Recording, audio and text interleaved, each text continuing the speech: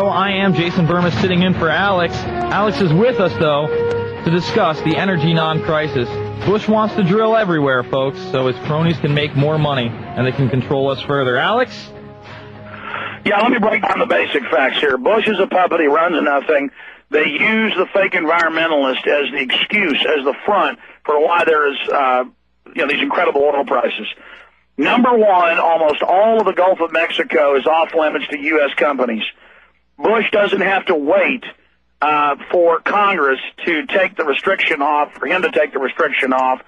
The first thing Bush did, literally within 2 days of being in office, the first thing was he took tens of thousands of square miles that the U.S. had claimed as its oil reserve and gave it to Pemex, gave it to Mexico as part of a sweetheart deal. And Mexico's been drilling the living daylights out of it. Okay, there's another 670-something square mile patch off the coast, about 200 miles out off the coast of Louisiana. That thing's got more than Anwar does in it. So when you hear him say, oh, we're going to take the restriction off, and then it cuts back to CNN and they say, yeah, but that'll take years to develop, they could have done this decades ago. It is being developed. It's sold to other countries. They decide. It's an oligopoly. The oil companies get together with OPEC and others, and they make these deals to create artificial scarcity. Now, then he moved on to Alaska. One field at Anwar and Prudhoe Bay has more discoverable oil than in all of Saudi Arabia, and it's light crude. It's not sweet like it is in Saudi Arabia, but it's light, meaning very easy to refine, only a couple steps. Light crude comes out very, very pure compared to what you call crude oil, stuff we think of as being black. Okay, and then, of course, you have the best stuff, the sweet crude that's almost ready to be put in your tank with just minimal refining. That's why Saudi Arabia is so important. Now, so that's a complete fraud, a complete scam. It's a political football. They've been doing this since 1980, throwing the football back and forth, talking about never drilling in Alaska. And yes, the caribou population's gone up. There's no hurting the environment. They literally cap these wells. They drill the wells, cap them, and put the pipeline in later. Totally clean, absolutely amazing. But 80+%, depending on which year you look at, of the oil out of Anwar goes one place, and that's Asia. We only get about 15 to 20%, depending on the year. It varies, but never more than 20 on the west coast of the United They only have one pipeline coming into the U.S. They could build 5 more in just a year. They could put them in so fast it would make your head spin, but it isn't going to happen. They can even pump more out of the few fields they've opened up, but those are all capped. That was done by the oil companies. Now, then Bush got into building more refineries. The only new refinery being built is an expansion of one in Texas by Marathon Energy, which is a smaller oil company. Marathon, they are and I've even got family that works with them. I'll just leave it at that. That's the only. Now here's the deal. In 95 and 96, the Big Ten met. AP sued to get the documents in 2000. We wrote articles about it in the last 4 years as oil went up.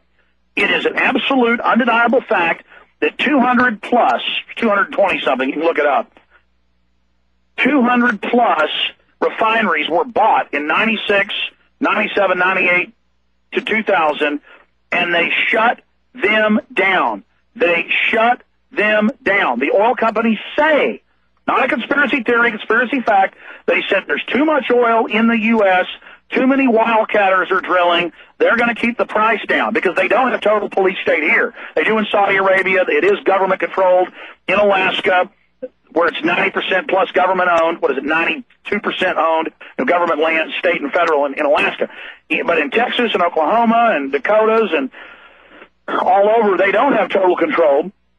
But they do over the refining, to where there's not refining capacity, so there's thousands of capped wells in East Texas alone because there's no refineries that can take it because they're all over refining, and now we're shipping in millions of barrels of refined gas, not oil, gasoline each day from huge refineries in Saudi Arabia, Mexico, Venezuela, and other places. And environmentalists, they have no controls there. They dump it all right in the ocean, you idiots. That's why all this Kyoto stuff's such bull. Even if you believe it's all true, moving it to China and India means we'll have an increase in pollution instead of here where we have all these controls. So there are the facts. Bush talks about letting them build refineries. They don't want to build refineries. They'll come in. If anybody tries to build a refinery, they'll come in and buy it up. So that's the bottom line fact. Burmis, when we get back, I am going to, just in a few minutes, tell you about, that's the phony right-wing paradigm. I'll tell you about how the environmentalists are going to come in on the back of that with more control from the New World Order. You hear to hear, Alex? Why don't you break down the other side for us, the left side, if you will, of this issue? Absolutely, Jason. Again, I'm going to let you get back to the main show. It's just that this is so important. We should do a basic article on InfoWars at Prison Planet, just headline, The Facts of the Energy Crisis. Now, the globalists are worried about liberty. They're worried about new technologies. They're worried about all this. So that's why they're coming with all this, quote, government funding. Government's always blocked a lot of new technologies.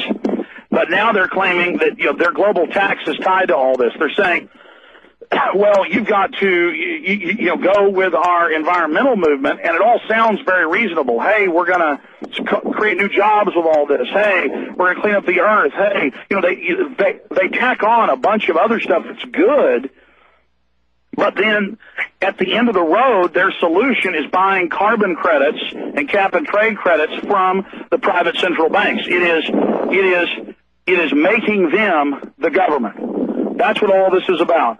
It is about making them the government. And to just see Al Gore, introducing Barack Obama and saying he's our savior, as if all this isn't bad enough, and all of our industry moving to China and India and Mexico isn't bad enough, we're now going to have taxes and regulation and home inspectors and livestock inspectors and farm and ranch inspectors. They're talking about millions and millions of new government jobs harassing, haranguing, micromanaging our everyday lives. We're now shifting into an economy of total micromanagement and control. That will then accelerate the final jobs we had left even faster into the third world. So this is what's happening.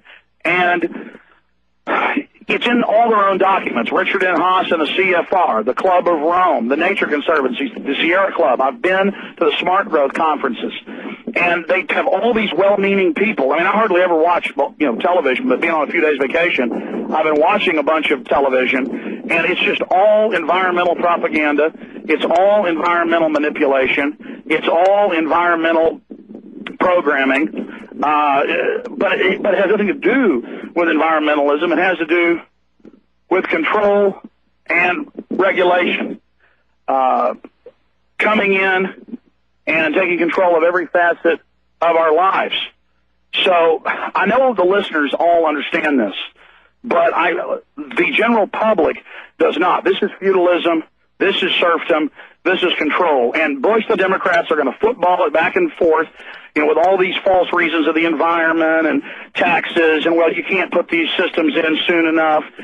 And unless the people discover why all this is happening, it's only going to get worse. Jason, I'll talk more about it when I'm back live on Sunday, and I'll probably call into the show again tomorrow. God bless you, and thanks for having me on. Thank you, Alex. That's Alex Jones, folks, a real hero, and I just want to thank him for giving me the opportunity to host the show while he's away. Before we go back to your calls, yesterday I reported on the fact that, well, they're chipping some students. They're not actually putting the chips in the students, but in a Rhode Island school, they are actually chipping their backpacks. I think it's something like 80 kids are going to have their backpacks chipped. Well, I got a couple emails from some teachers, and they were just like, look, everything you're talking about in the schools is real. There's cameras everywhere. The police that are in the schools now are out of control.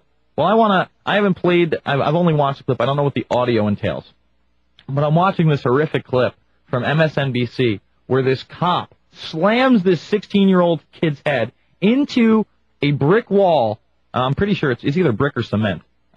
It's inside of the school. Into the wall and just puts him down. 16-year-old kid, jackboot cop. Let's play it. Let's play the old clip scan hutch. Take a look at this. A Michigan police officer caught on tape slamming a teenager's head into a wall. He knocked out 3 of the young man's teeth. It happened after the 16-year-old was arrested for violating rules at a transit center. You also see The 16-year-old being dragged across the floor. The officer is suspended without pay. An investigation found the officer used excessive force, but concluded that the teen's injuries were, quote, unintentional. Unintentional. Let me just slam your face into a wall, break your teeth. It's okay. I'm above the law. There's not going to be any assault charges filed against me. I've got a badge. I've got a gun. Bow down. It's unreal. And it's only going to get worse.